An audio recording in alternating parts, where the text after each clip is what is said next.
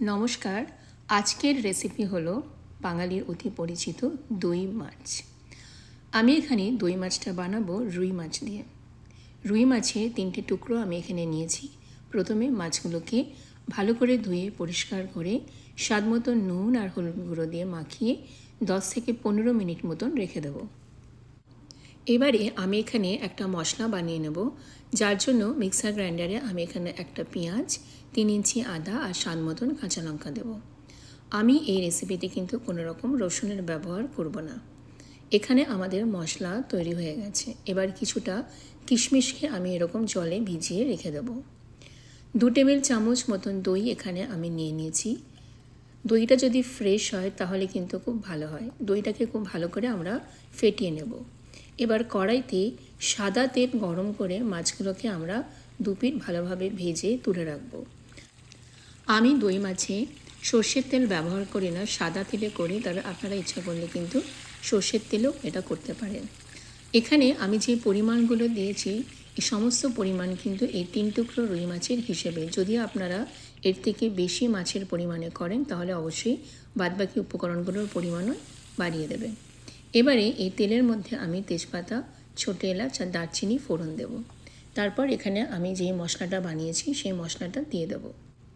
এবারে একে একে আমি এখানে 1/2 চামচ মতন হলুদ গুঁড়ো, 1 চামচ ধনে গুঁড়ো আর 1/2 চামচ জিরে গুঁড়ো দেব। দিয়ে খুব ভালো করে আমি এই মশলাটা কষবো। মশলা কষার সময় আমি স্বাদ মতো নুন দিয়ে দেব। মশলা যখন খুব ভালো করে কষা হয়ে যাবে তখন এখানে আঁচ একদম কম করে আমরা যে ফ্যাটানো দইটা আছে সেই দইটা দিয়ে দেব। দই যখন কোনো রান্নায় ব্যবহার করবেন তখন আঁচ একদম কমিয়ে দেবেন, আর দইটা যখন দেবেন তখন কিন্তু দইটা দেওয়ার পরে ক্রমাগত নাড়তে থাকবেন, না হলে কিন্তু অনেক সময় রান্নায় দই দেওয়ার পরে কিন্তু দইটা ফেটে যায়। এখানে দই দেওয়ার পরে আমরা খুব ভালো করে নাড়িয়ে নিয়েছি। এবারে এখানে আমি পরিমাণ মতন জল দিয়ে দেবো। যেহেতু দই মাছ একটু মাখো মাখো হয় তাই বেশি পরিমাণে কিন্তু জল এখানে দেবেন না। যখন এখানে ঝোলটা ফুটতে শুরু করবে তখন আমরা এর মধ্যে ভেজে রাখা মাছটা দিয়ে দেব। মাছটাকে দিয়ে 1 থেকে 2 মিনিট মতন ফুটিয়ে আমরা এর মধ্যে দিয়ে দেবো ঘি আর বাঙালি গরম মশলা, যেটা সাধারণত আমরা বাড়িতে বানিয়ে থাকি ছোটো এলাচ, দারচিনি আর লবঙ্গ দিয়ে।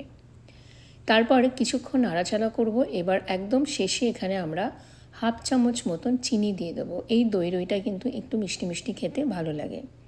তৈরি হয়ে গেছে আমাদের দই রুই। এবার আমরা এখানে যেই কিশমিশগুলো ভিজিয়ে রেখেছিলাম সেই কিশমিশগুলো জল থেকে তুলে নিয়ে ভালো করে জলটা চিপে দিয়ে দেবো। কিশমিশ দিয়ে খুব ভালো করে কিশমিশটা ঝোলের সাথে মিশিয়ে আমরা গ্যাস বন্ধ করে দেব। ভাতের সাথে এই দই মাছ খেতে কিন্তু দারুণ লাগে। আপনারা রুই অথবা কাতলা অথবা ভেটকি মাছেও এই রান্নাটা করতে পারেন।